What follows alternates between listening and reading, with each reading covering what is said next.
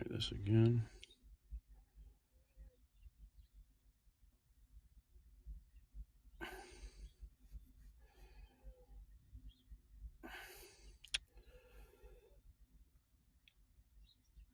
Should pick up.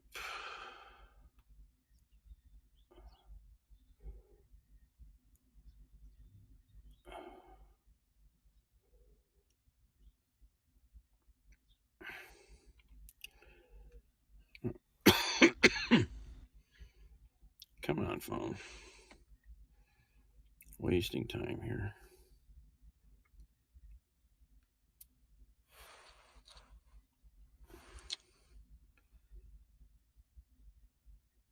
Oh, come on. This is so stupid.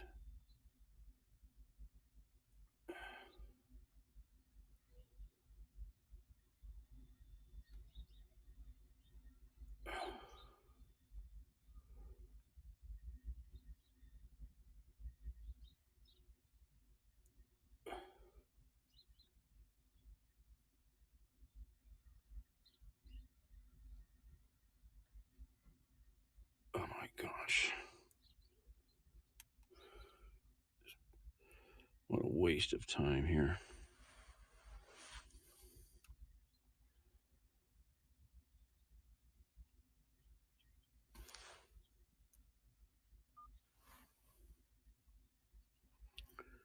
Good morning.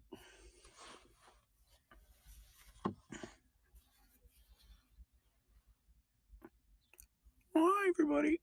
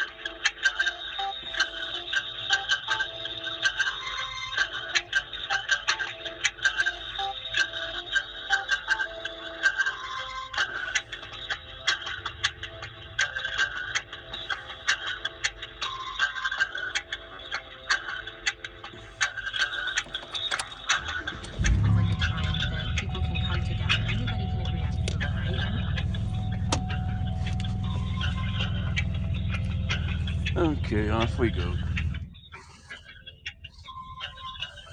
Wasting time, wasting time.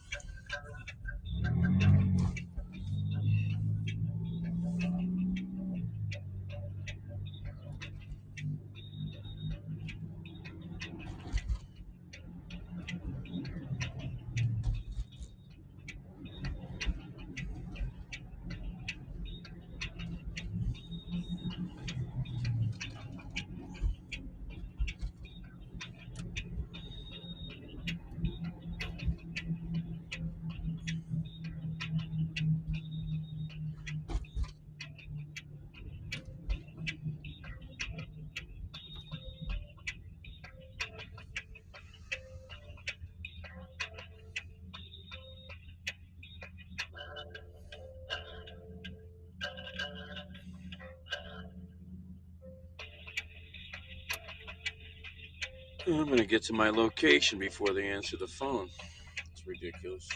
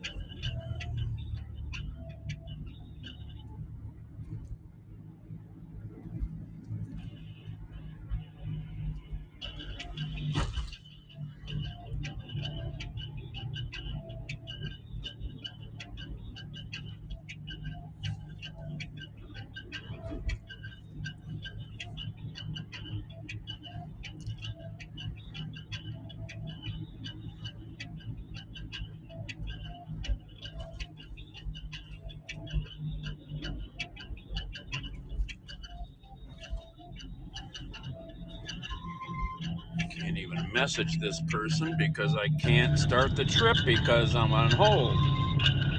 It's ridiculous.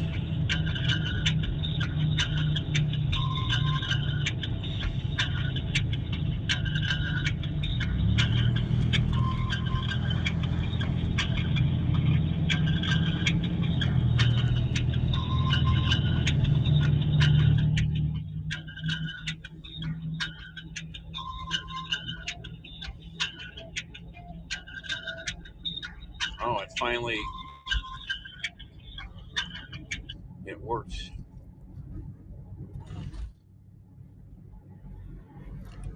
The system finally figured it out. All right.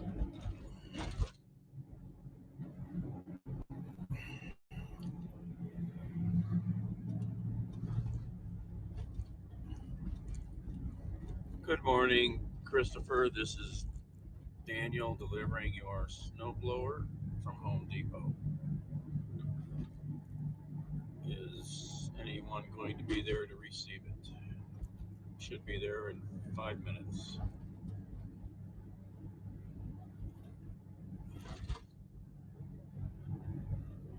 New house is going up over there. I guess everybody wants to live on a busy 4-lane street, right?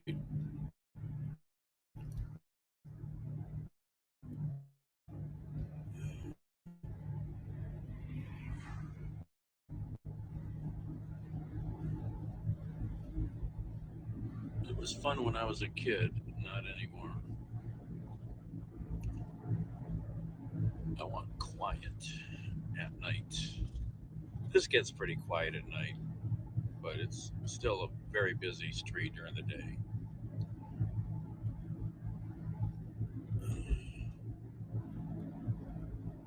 In a quarter mile, turn right onto Big Creek Parkway.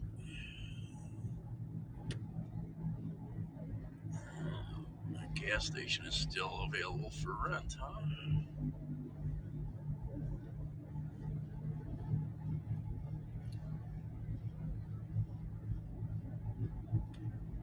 Turn right onto Big Creek Parkway. Typical, nobody's answering.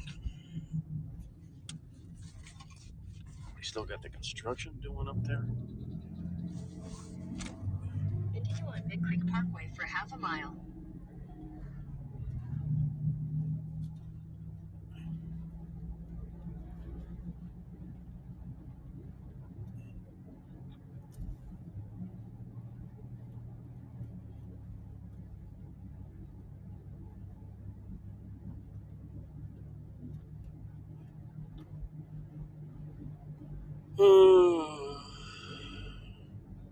In 1,000 feet, turn left onto Mandalay Drive. Let's try calling this person.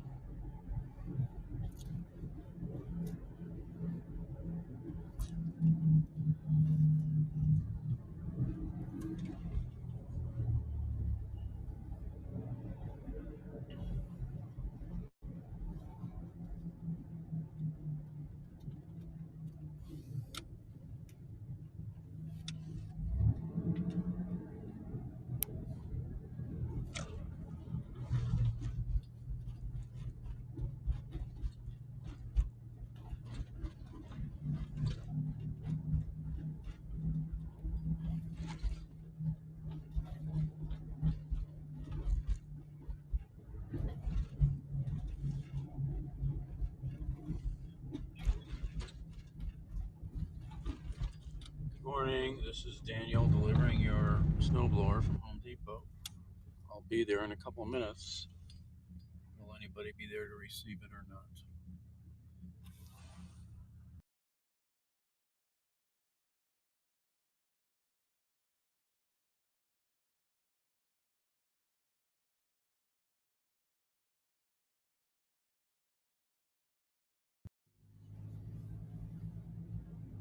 In 1,000 feet, turn left onto Beresford Avenue.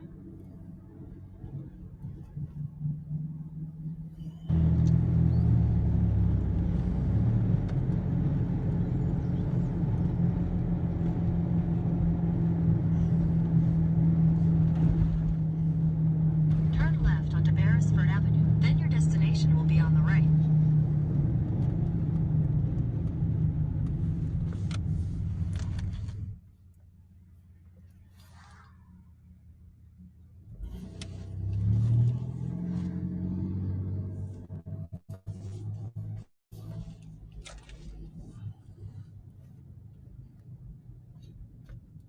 Let's see, where are we going here?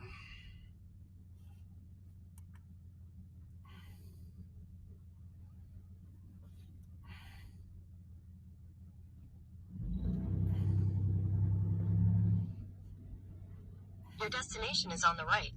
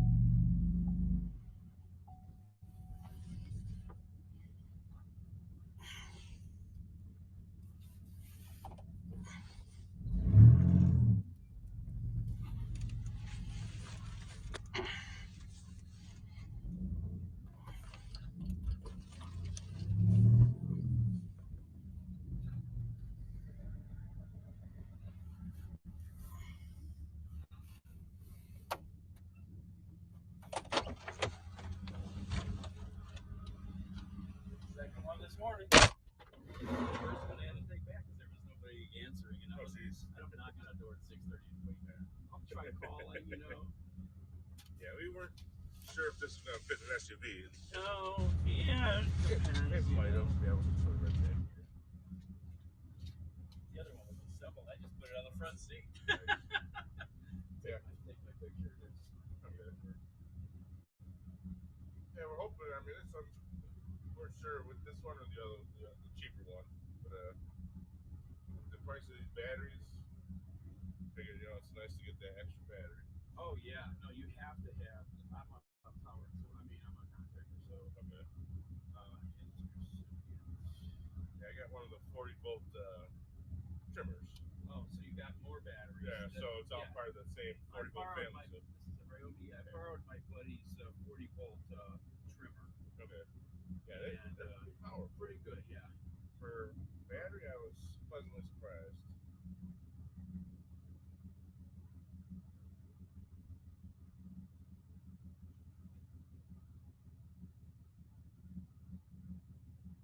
Yeah, they updated the app. Yeah. Is this the picture? Yes. Is this was the picture taken outside of your vehicle? Was the picture at the they must have had more and more failures of people. Oh my God, I hear these I do long distance courier stuff, so all the same thing. All right, have a good one. You as well, thanks. Watch that fence when you're backing up. Yep.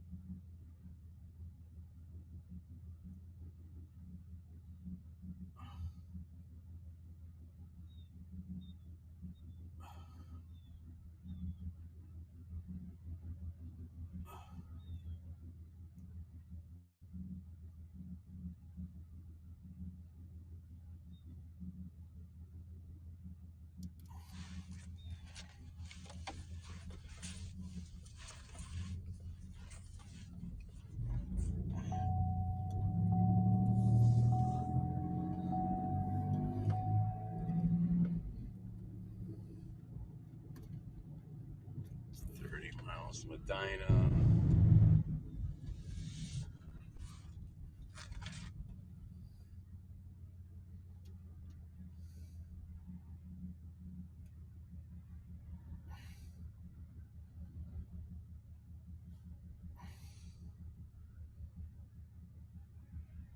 Almost.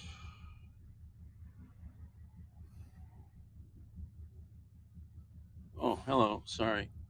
Hey, Baba.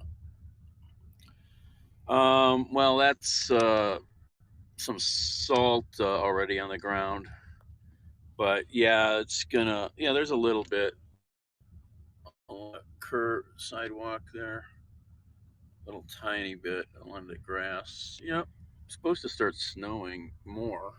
Oh yeah, there's snow on that roof over there. Yep, it's cold out.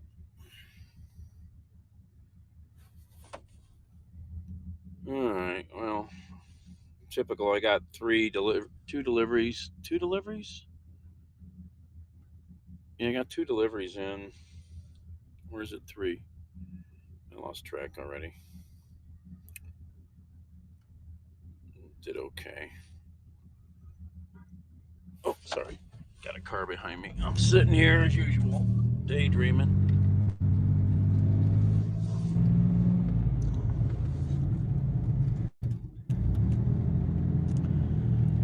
There's another delivery way out, but I don't know if I want to try to drive that far.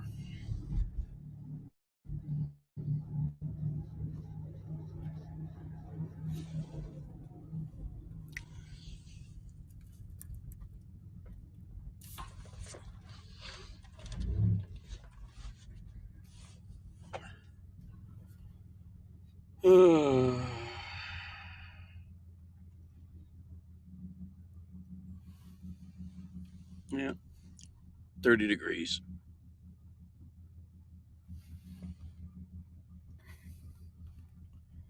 It's pretty nice out, really. No wind at all.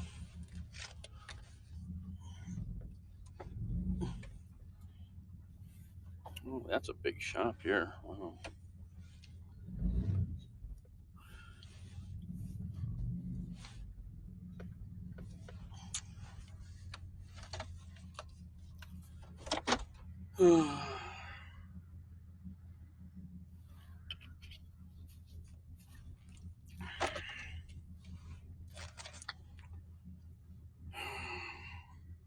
Oh, looks like that delivery already got taken. Yep.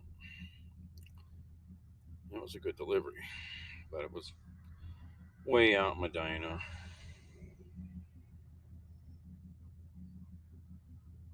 Nothing near me now.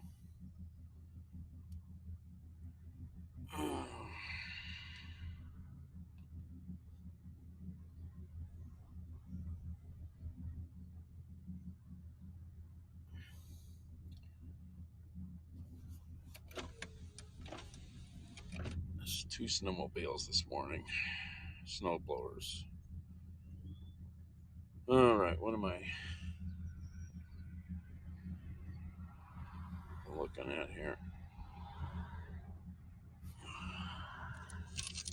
Where's my power?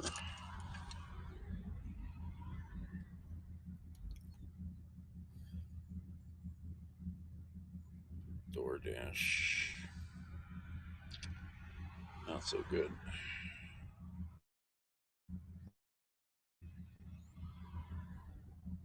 I don't really have any money to eat with yet.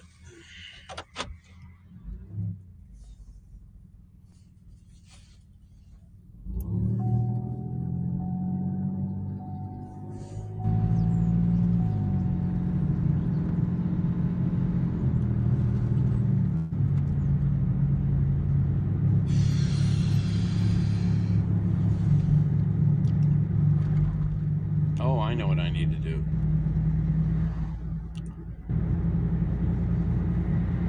Let's see if I can find my computer guy.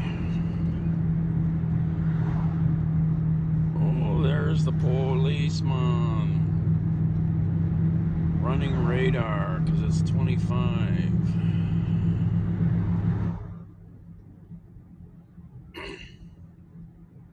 Oh, they tore that down. Wow. Gonna add on to the nursing home, it looks like.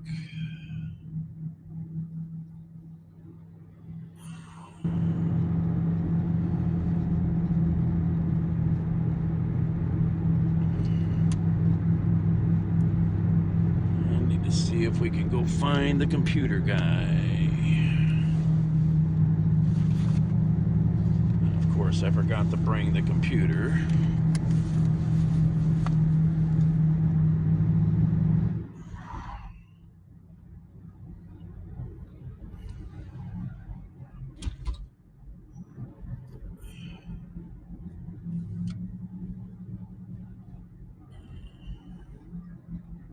He's working this morning.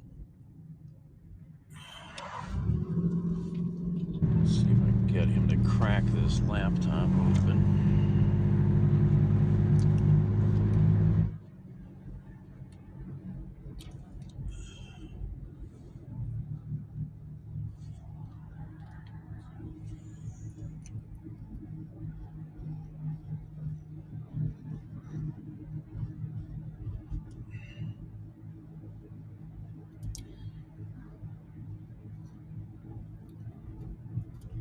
Okay.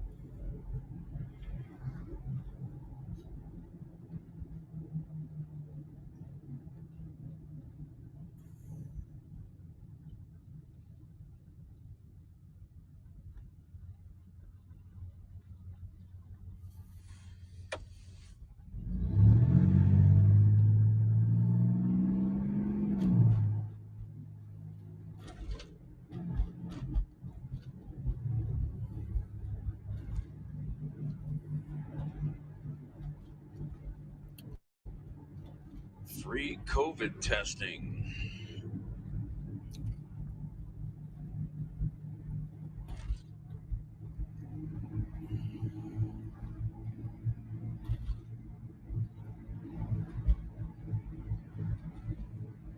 Female lay still in the snow, the latest victim of a wolf battle with the rival Molly's pack. But 21 did not know.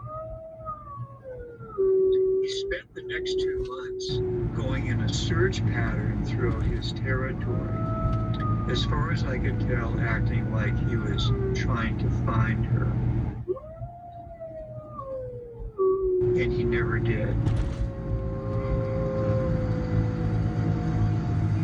And I could see that he was rapidly experiencing a physical decline. He was turning gray at a much faster rate than he had just a short time before that. He seemed to be listless. He just wasn't the same as he'd been prior to that time. Before long, 4 months had passed since she had gone missing. It was June now, nearly the longest day of the year. Rick was up early as usual, watching the pack.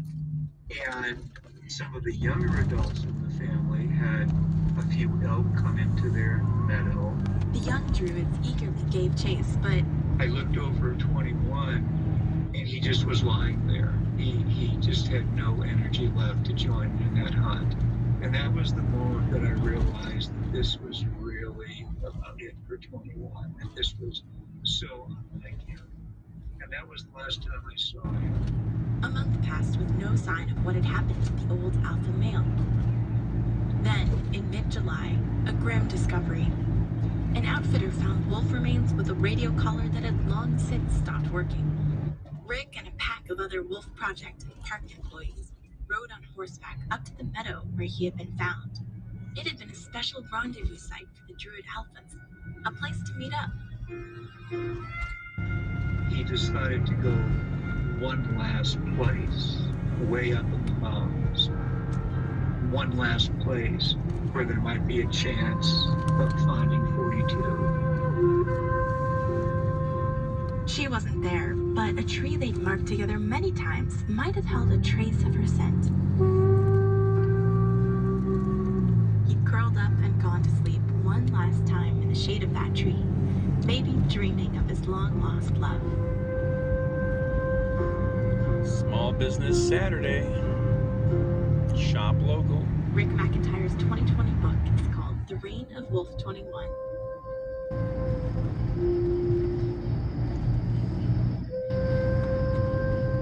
That's Living on Earth's Jenny Doré.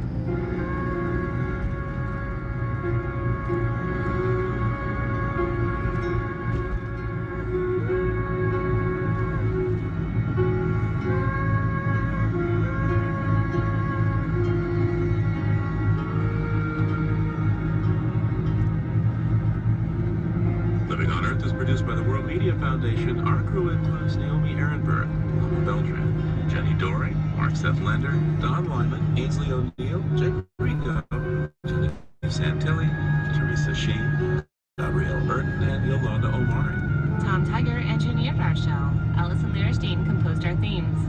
You can hear us anytime at lov.org, podcasts, and Google Podcasts. And like us, please, on our Facebook page, Living on Earth. We tweet from @LivingOnEarth and find us on Instagram @LivingOnEarthRadio. I'm Bobby Bascom. I'm Steve Kerwood. Thanks for listening.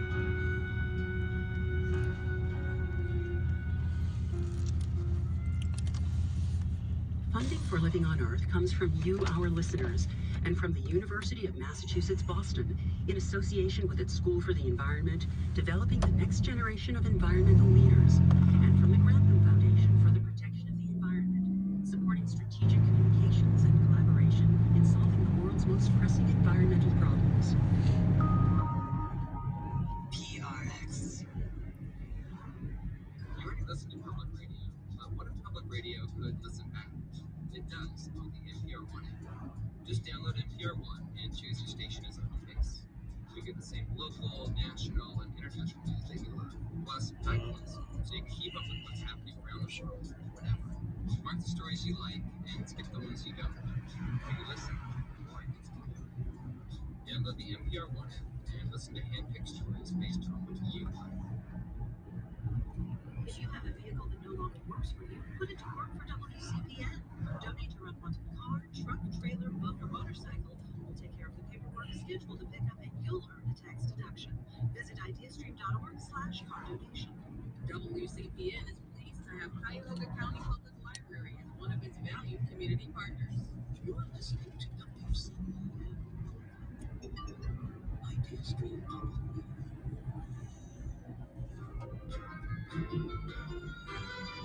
From NPR News in Washington, D.C., this is Weekend Edition.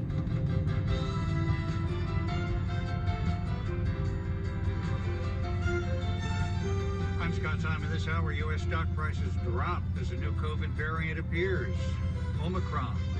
Also, Ron Elving on the week at the Capitol, and a shortage of retail workers this holiday season. Yep.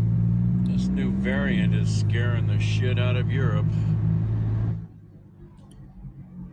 They just basically locked down almost every country over there from South Africa.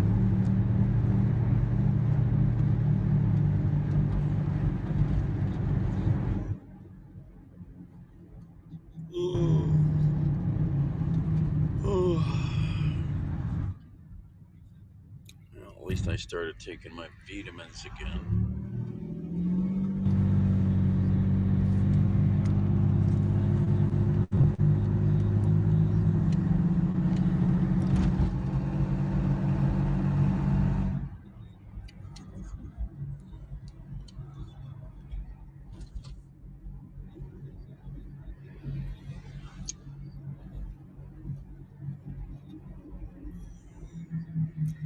Gasoline, $2.99.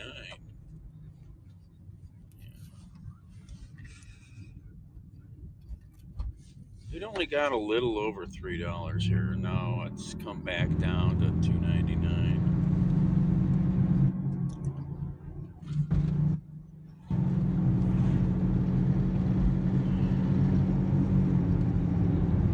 Wonder if it'll drop any lower with any of that oil that they're releasing.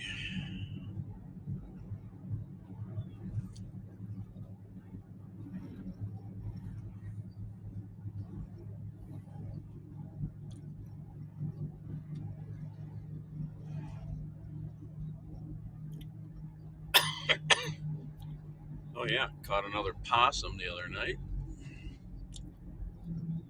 Buggers are still finding their ways into my damn basement. This one wasn't there long. Then I took him out into the backyard and oh, is that an AT&T? No, that's not an AT&T site. Is it? And I spooked myself for a second. There were 3 deer back there.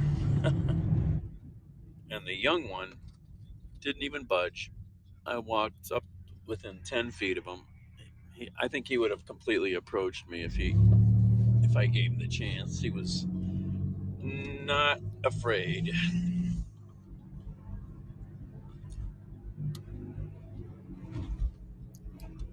Just munching away. That's right. Where am I going?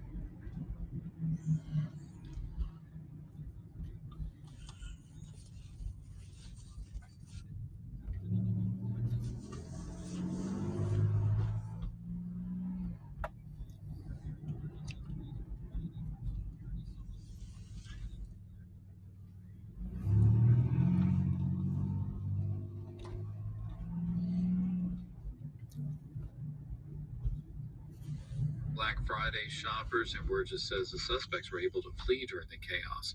There's also gunfire at a mall in Durham, North Carolina. Police say 3 people were shot and wounded and 3 others injured during the evacuation.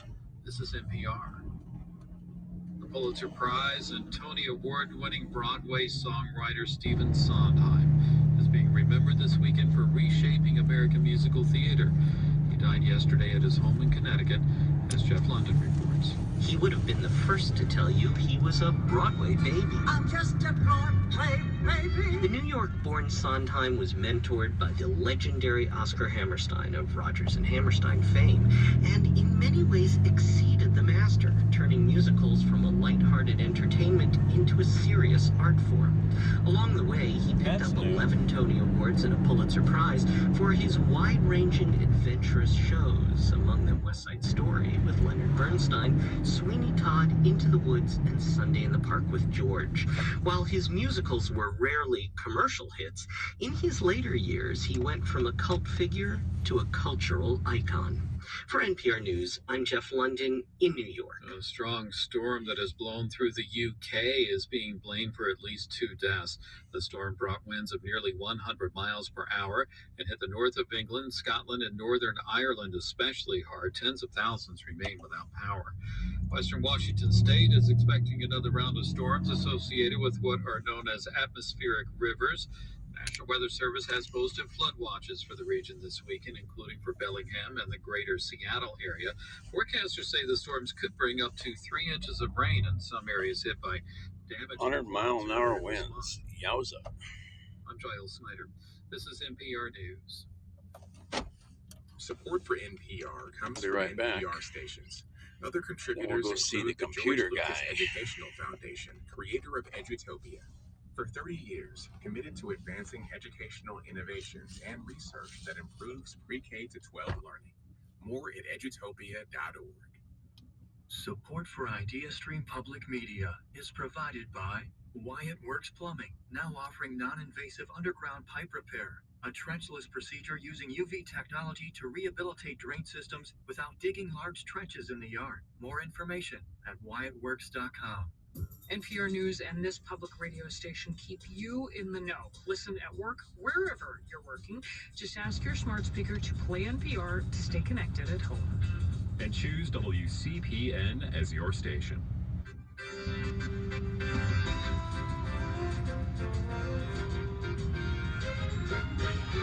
This is Weekend Edition from NPR News. I'm Scott Simon. Thanks for joining us. A new coronavirus variant has been identified in several countries in southern Africa. The World Health Organization has designated it a variant of concern and given it the Greek letter Omicron.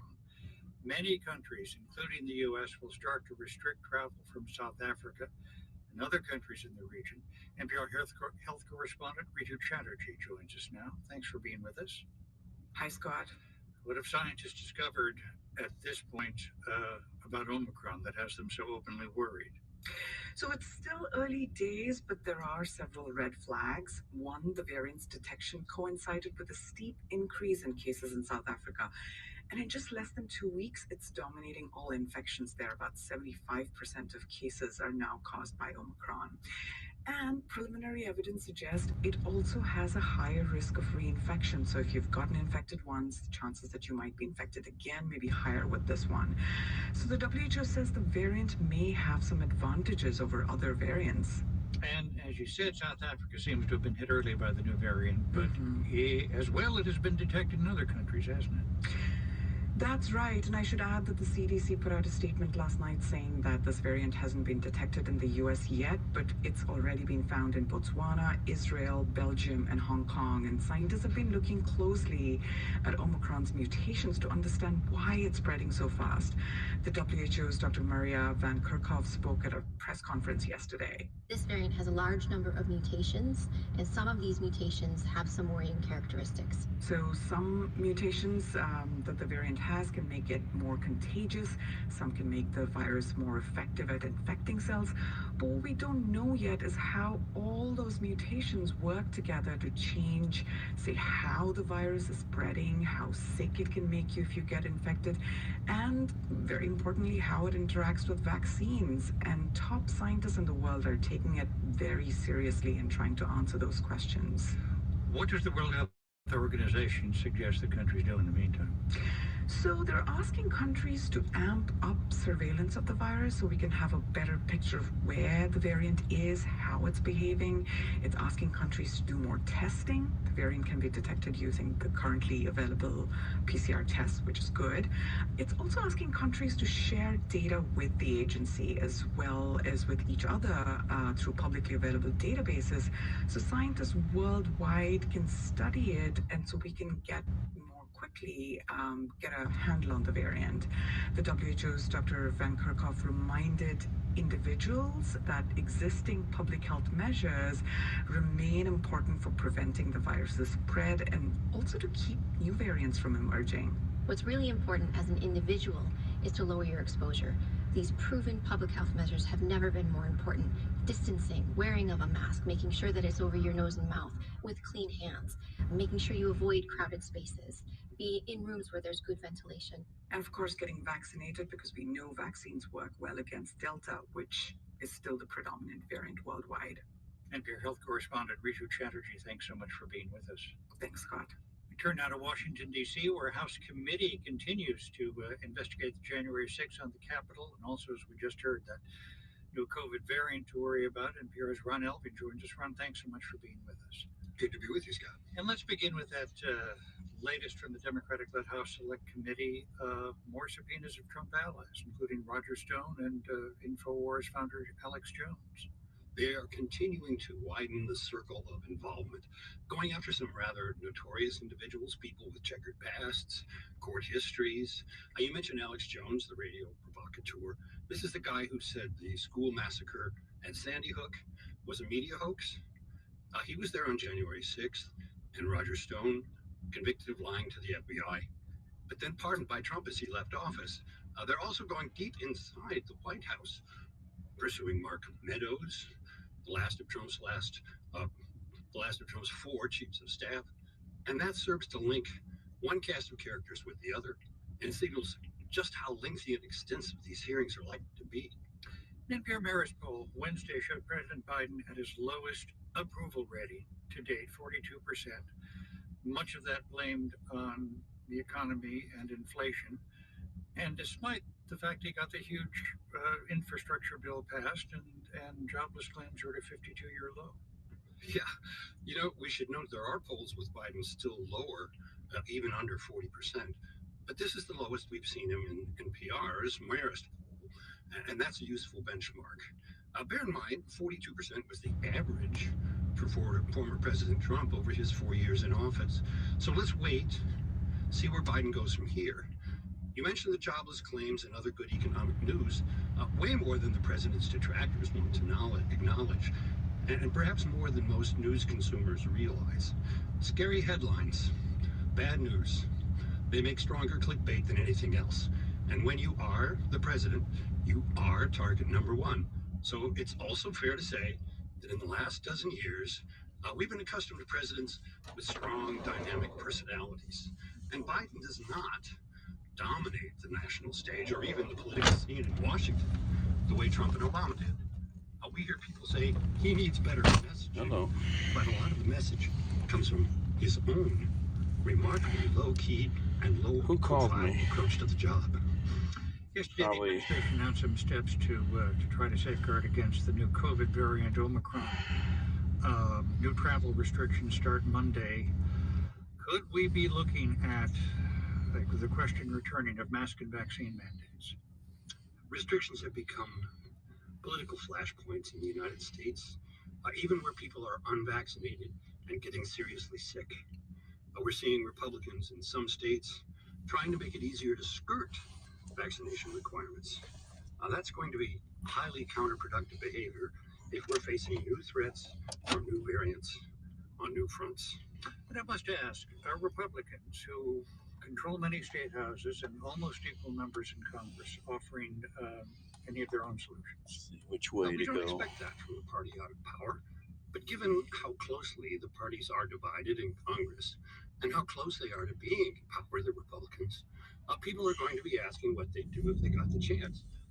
That would probably include a pullback on mask and vaccine mandates, the canceling of Biden's spending plans for social programs and climate change, more restrictions on immigration and on voting access, and a lot of talk about getting Trump back in the White House. Finally, let me note this is also America. This week, 3 white men who chased and killed 25-year-old Ahmaud Arbery, a black man who was jogging through their neighborhood last year, were all found guilty of murder charges by a jury in Georgia. Yes, and by nearly an all-white jury in Georgia, Scott. And that verdict just added a note of relief to a lot of people's Thanksgiving.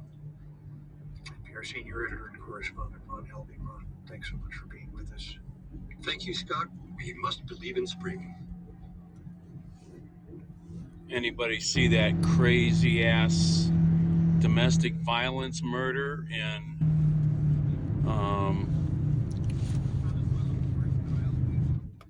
I don't know, should I go this way? I don't know. In Georgia, I think. I don't know. Just insane.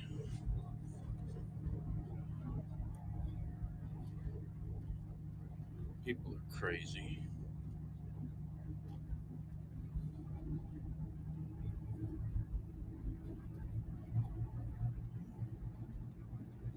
It wasn't even domestic violence, it was stupidity.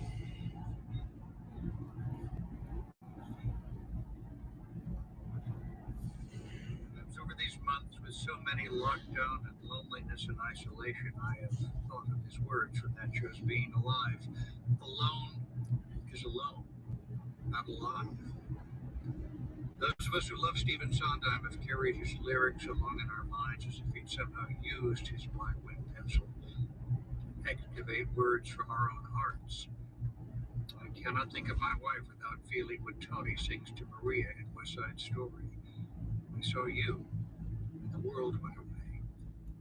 I can't think of my mother, who was a showgirl, a hostess, a secretary, and a clothes seller, without singing from Stephen's show Follies. Lush velvet sometimes just pretzels and beer, but I'm here. I can't be in New York without thinking how, as Stephen captured it, another 100 people just got off of the train and came up through the ground and are looking around, and they walked together past the postered walls with the crude remarks. In times when people have half a thought they put instantaneously into words on a public platform, Stephen Sondheim reminded us how craft and form give shape and strength to our feelings. He told me once the most cherished of his own songs was Someone in a Tree from Pacific Overtures, because it reminds us, as we've learned again so recently, that life stays with us in imperishable moments, of which he leaves so many. It's the fragment, not the day, Stephen Sondheim wrote. It's the pebble, not the stream. It's the ripple, not the sea, that is happy. It's the ripple, not the sea, not the building, but the beam, not the garden, but the stone, not the treaty house. Someone in a tree. Pardon me, I am here, if you please, I am also here. They kept drinking cups of tea. They kept sitting on the floor. They drank many cups of tea. Nobody told him that before. And you're listening to NPR News. Please, I am here. Hey, it's Peter Sagal here to wish you a happy anniversary. Yeah, NPR is marking 50 years. Some of the most amazing music and lyrics. Stephen Sondheim.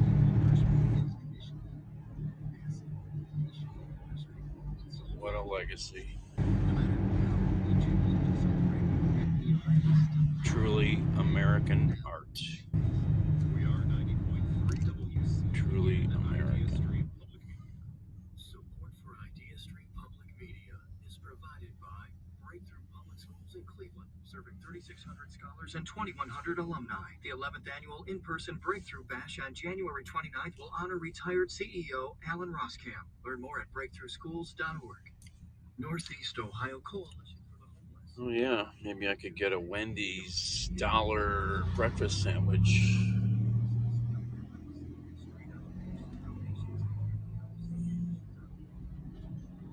I wonder if you have to use their app or not.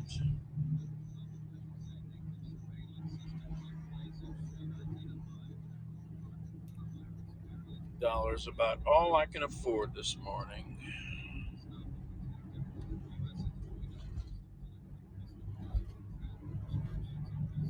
Repent, believe in Jesus.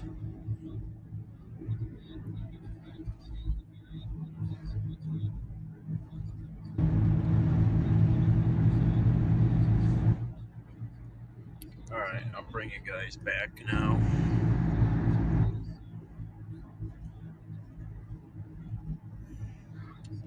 Oh, what's that guy doing?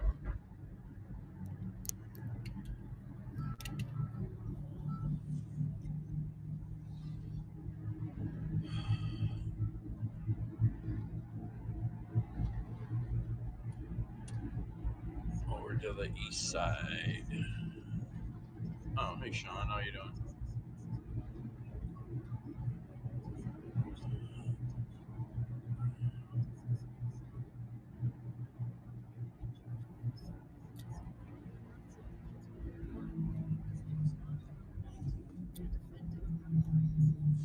At ajws.org and from the William T. Grant Foundation at wtgrantfoundation.org. This is Weekend Edition from NPR News. I'm Scott Simon.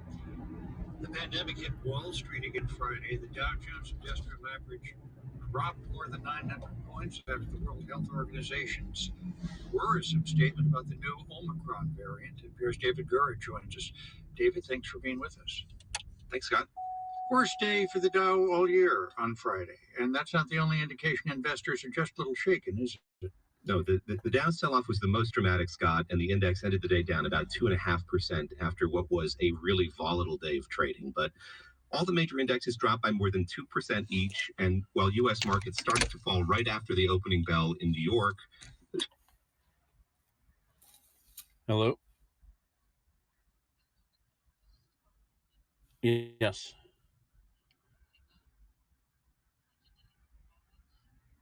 Which package? Which one? The in Lakewood? No, because there was nobody answering, and I won't leave a $500 thing on a porch. Yeah, I don't know why they schedule these things that early in the morning. I mean, um, sometimes people are there, sometimes they're not. So yeah, it'll get rescheduled, or or you can but you could try calling the 117th store and see if they can reschedule it. Especially if you know when you're going to be there, or somebody will be there. You know what I mean? So, okay, yeah, they deliver every day. Sure thing. Thank you.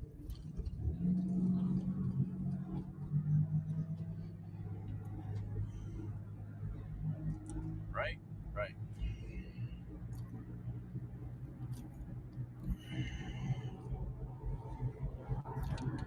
Stupid camera. Stupid app. Look at this thing. Can't even show anything decently anymore. So messed up. True of Peloton. David, let's note at the same time the stock market has been setting records all year. So how seriously should we regard a one-day drop? Yeah, context is critical here. The sell-off happened at a time when there is record spending in this country. Unemployment is very low in the U.S.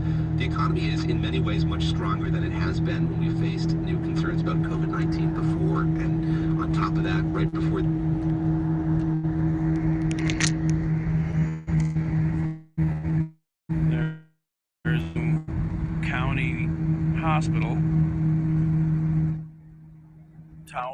10 stories of the most modern medical. Huge.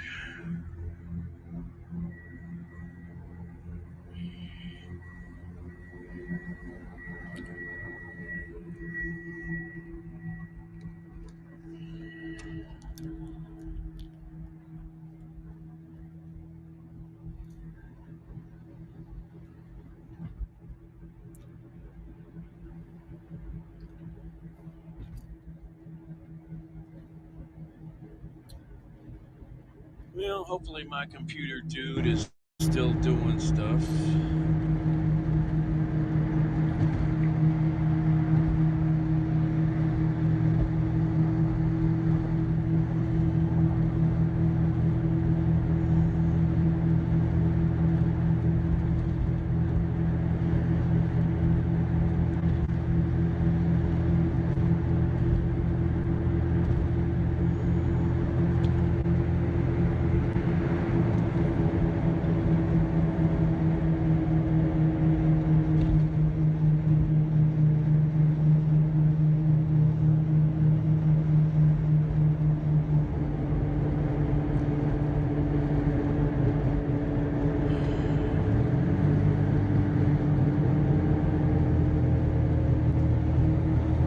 One of the smartest, best computer guys I've ever met. Oh, I forgot about Larry. Larry probably could have helped me. Totally forgot about him.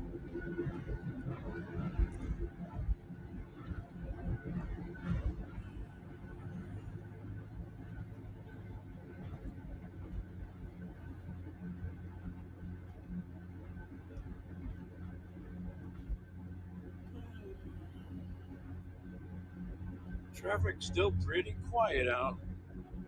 What time is it? 8:30.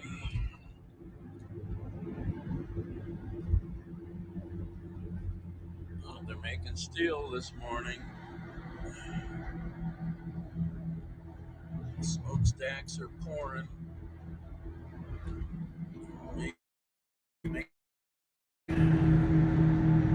Hey, Ice.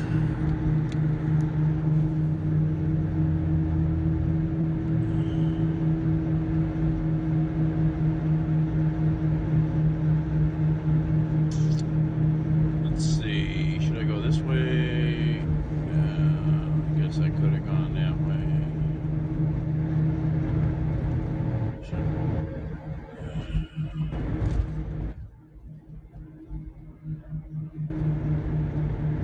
Oh, I've been on the road, just around the city though. I just mostly just super short trips, so I'm not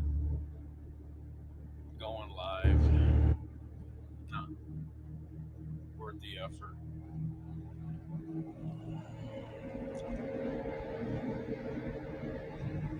Just going across town. Car's still not working good, so I can only drive a little bit at a time.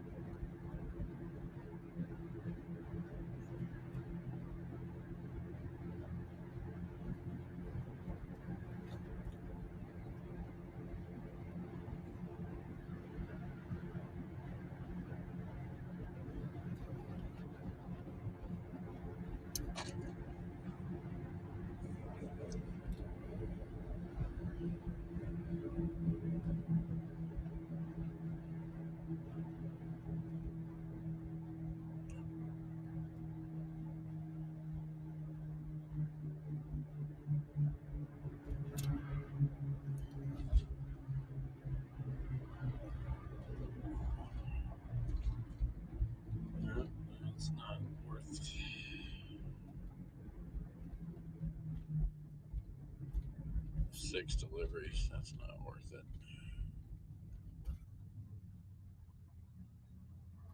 I'm not going to go after those deliveries.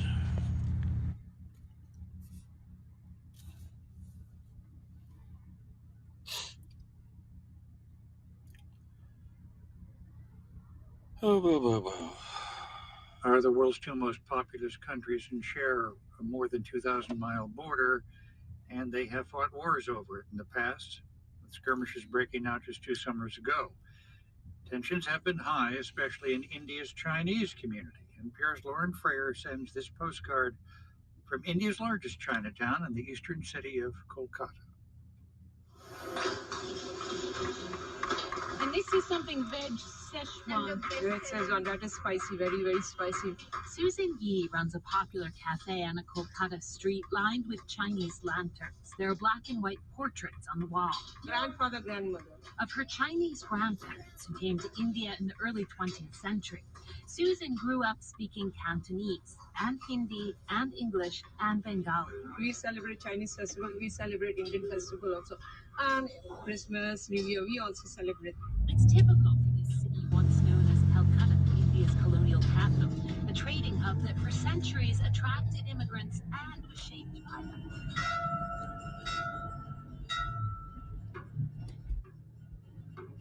Bells ring at a Taoist temple across from a mosque, blaring the Muslim call to prayer. Susan says the Chinese community here is dwindling. Before, when I was small, yeah, we had a lot of Chinese neighbors, but now they all have migrated. Over the years, many have left. You gotta go super slow right here. Little suburb that's nothing but a speed trap.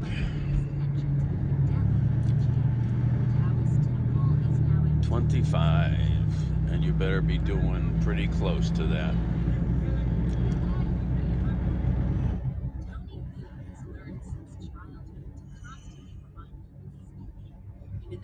Now we're back in Cleveland. He first felt the need back in 1962 when India and China fought a border war. 62 much of Chinese there, you never been. Tony recalls how Indian police went door to door rounding up people of Chinese descent.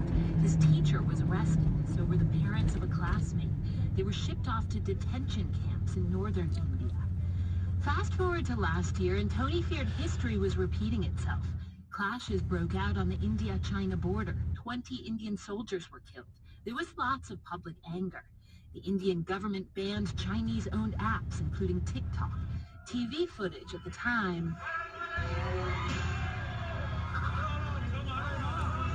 showed Indians throwing their Chinese-made appliances out their windows, broken pieces. If another war happens, what'll happen to us? Asks Tony's friend, another Chinese Indian named Huihua Wu. The anti-China sentiment these men are witnessing mirrors what may be the biggest shift in India's foreign policy since its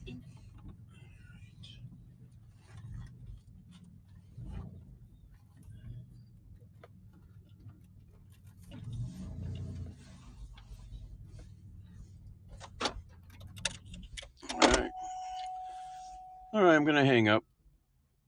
I'll be back, hopefully, if I don't get mugged. See you guys later. Ciao. Have a good morning.